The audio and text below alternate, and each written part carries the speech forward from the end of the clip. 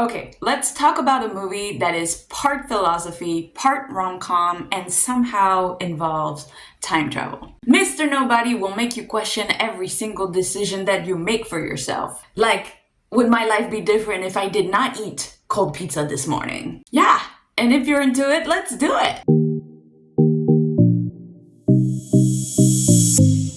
Hi, my name is Yuna and I talk about movies, series, documentaries, and everything in between. And today we're talking about a 2009 movie called Mr. Nobody. A sci-fi drama directed by Jaco van Dormel. Now, I know this person is Belgian, so if we would say it the Belgian way, I would think it's Jaco van Dormel.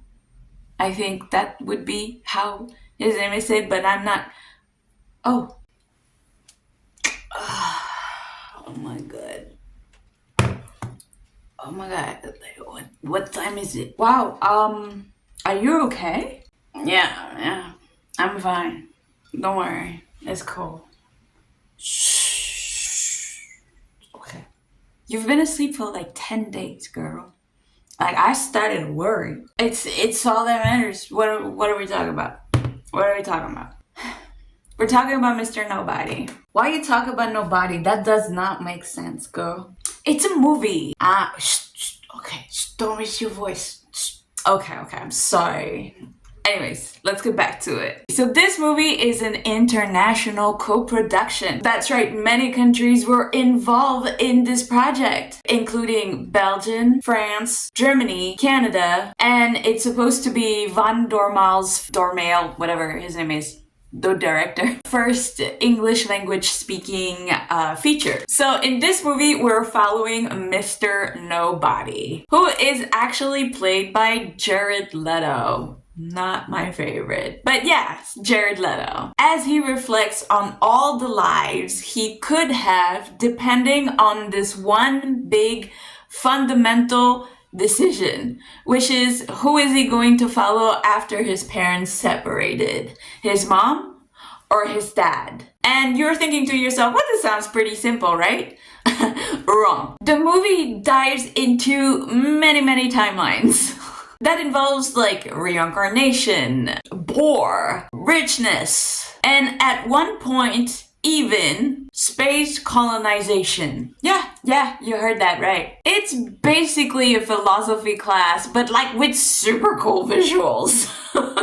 So before we get into the story, let's get into the characters, okay? Keep it down. Shh. Stop it. Stop shitting me. Stop it. We are first going to start, obviously, with our main character, who is Nemo, who I already mentioned is being played by Jared Leto. Considering that we're doing many different timelines, and those including, like, teenage selves and younger selves, obviously not only Jared Leto is playing Nemo, but mainly it's Jared Leto, okay? And he plays the protagonist in basically every version of his life, because yes, you are the hero of your own story, right?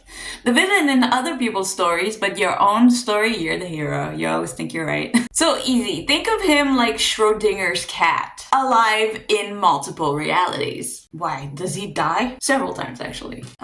And then we also have the character Anna, which is probably the second, I would say, most viewed character, and who is also played by 3 different actresses, depending on which timeline you are, whether it's like adult, teenager, or a girl, right? And she is mostly being played by Diane Kruger. And as a teenager, I believe was it Juno Temple? Yes, I think it's her. And Anna, simply said, is just Nemo's soulmate, in my opinion. She is the love interest in one of Nemo's lives, but in my opinion, she should be the love interest. I think she is like the soulmate, the twin flame, whatever it is that you want to call it. You romantic people. I'm part of that, okay? I'm making fun of it, but I'm one of you guys. But like I was saying, yeah, I truly feel like this connection is the true one, the one that is like meant to be for him, because their romance is just like none other. It's extremely romantic, and it's also extremely heartbreaking. And it just feels like the one that is like the true one, if you want. one of the things that was very questionable for me in this movie while we were watching this in a really long time, because this came out in 2009, so I watched it back then, is the intimate scenes between young Anna and young Nemo. Because knowing that Juno Temple was only 15 at the time, and also considering that Toby Rigbo, I believe is his name, was the person who was casted to play young Nemo, so her co-star was not that much older than her. He was, I think, 18. And I wonder if all these scenes that were extremely like charged, we'll put it that way, or like if they were comfortable with it, because it just seems kind of like out there. And who are they for? Because do you really want to see intimate scenes with teenagers? Because I don't. Oh, that sounds bad though. Yeah, doesn't it? Doesn't it sound bad? I mean, I don't know, because this was made in 2009 and nowadays things are different and I've grown. I don't know if it's like the inner Karen in me that is like, this is not appropriate. Let me talk to your manager. Okay, maybe you feel like a Karen, but like, did it make you feel uncomfortable? Well, yeah, well then it couldn't have been good. That's what I'm thinking, right? Right? But anyways, moving on to the other characters. Now we get to meet Elise, which is mostly played by Sarah Polley, I believe, yes.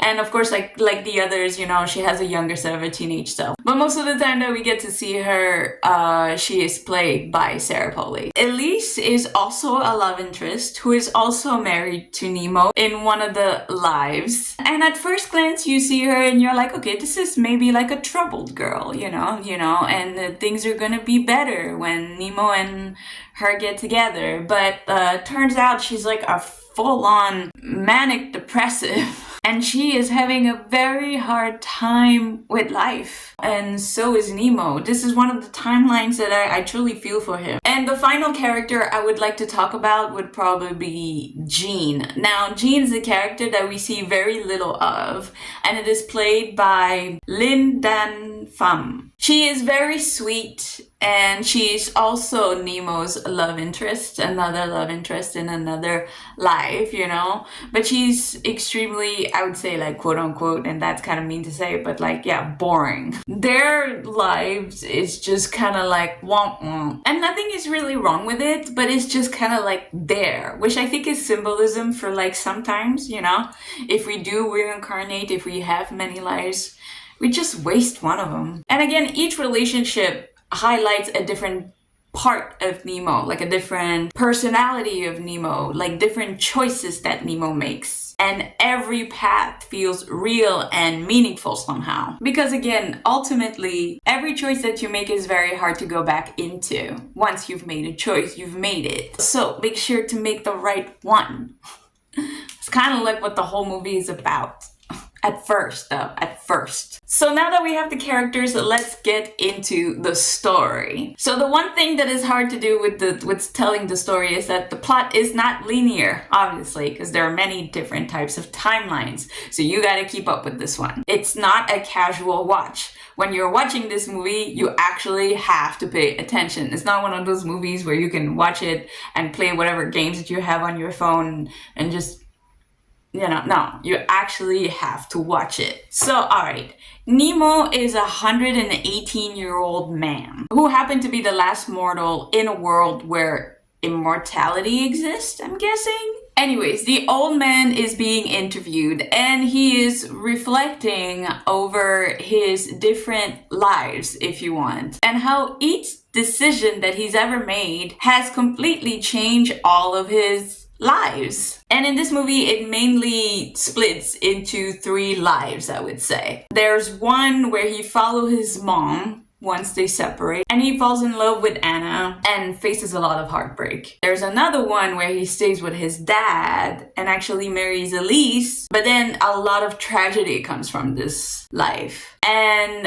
there is another one where he marries Jean and it's boring. Wait, I don't get it. Like, why doesn't he have like one good life? Like, none of these lives sound good. Why doesn't he get doesn't he get like a happy ending or something? It's not that I don't think that he doesn't deserve a happy ending. I think it's more that you have to think further than that. Like, do happy endings really exist? Do happily ever after exist? Every choice has its lesson, correct? Every choice has its win, and every choice has its loss. Just some choices have more wins and some choices has more loss. And it's never black and white. And it's up to you to make the choice. Highlighting that it's more about the journey than the destination, as we say.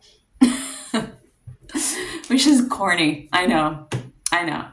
Still, like, I don't know, it would have been nice if the guy had like one timeline where he like wins, you know, where he gets like girls and is rich and have fun and stuff. Oh, he actually does. He has a timeline where he is rich and has quote unquote fun, but it's the boring one with Jean.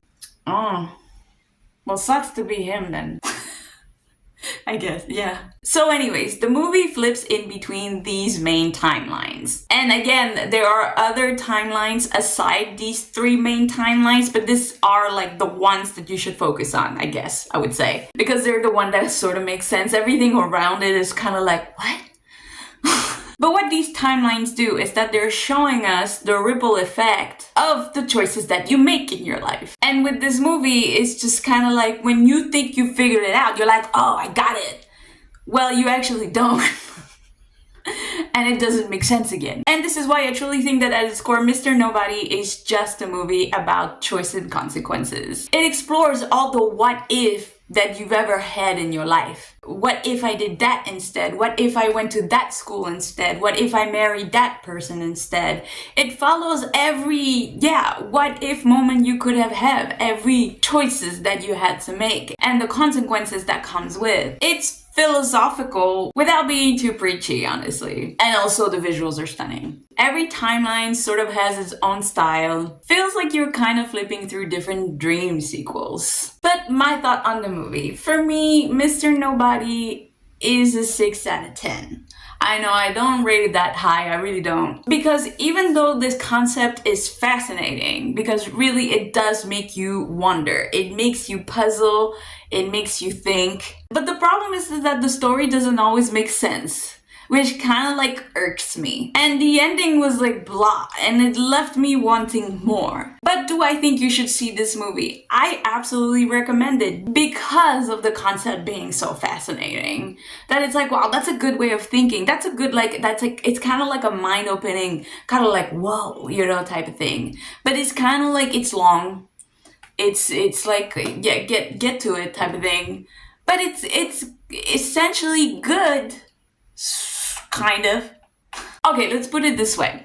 If you like movies like The Butterfly Effect or Cloud Atlas, those types of things, you know, they make you wonder a lot and confused. Yeah. Then this is for you. This is such a big watch for you. You should totally watch this. But anyways, what is it that you thought of this movie? Have you seen Mr. Nobody before? Have I made you want to see it? That is it for me today. Thank you so much for being here. Thank you for watching. Remember, if there's any movie, series, documentaries, or anything in between that you would like me to do, comment down below so that I can do that for you. And, anything you'd like to say? Just shh. Okay. I think she'll feel better next time. Okay. Anyways, have a great day. Bye.